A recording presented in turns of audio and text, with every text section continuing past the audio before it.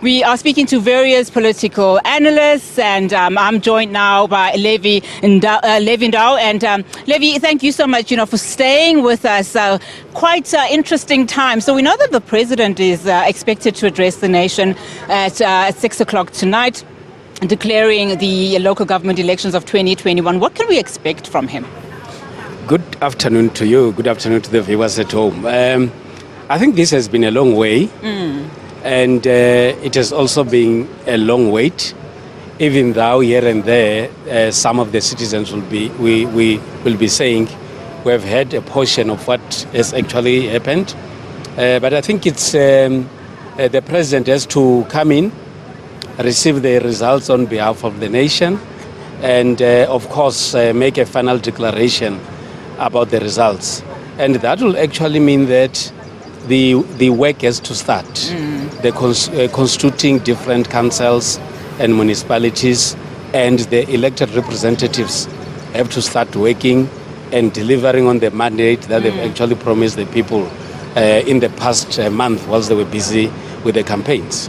We were just crossing to Ayanda Mhlongo a while ago, and of course I've been saying that, so far with 99% of the votes captured, we have 68 hung councils, which is the largest yet in any election in South Africa in terms of local government elections, because we did see some 27 in 2016 local government elections, and KZN coming out with the highest so far with 21, hung councils. What does that mean, particularly for the ANC, the DA, the NFP coming out there, as well as the IFP?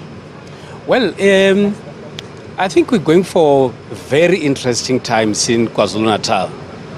But at the same time, we need to recall that when we started talking about coalitions have been taking place in KwaZulu-Natal for a very, very long time, since the dawn of our democracy. And coalitions have proven to work, especially in KZN. We're quite concerned about the challenges of coalitions because of what we've observed in the different metros.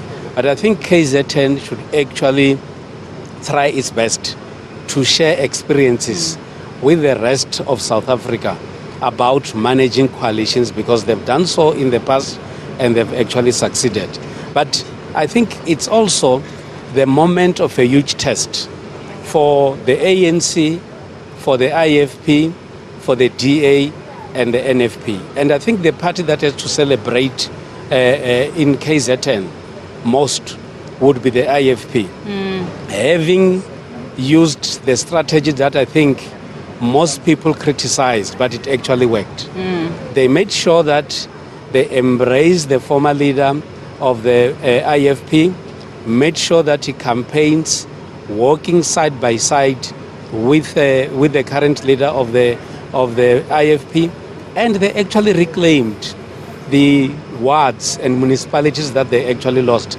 I know the IFP is quite celebrating right now, but the DA made history as well by having to control a municipality in KZN. This is part of the plan, I think, of the Democratic Alliance to say we're not only supposed to be known as a party of the Western Cape or as a party that is only interested in the metros of Gauteng, but we're also making inroads in areas like KwaZulu-Natal. And that, for me, is the confidence booster.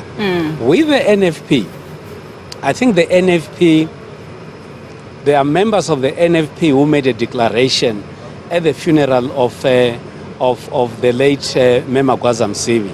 They said we are going to these elections in honor of Magwaza Msibi. We are going to do something.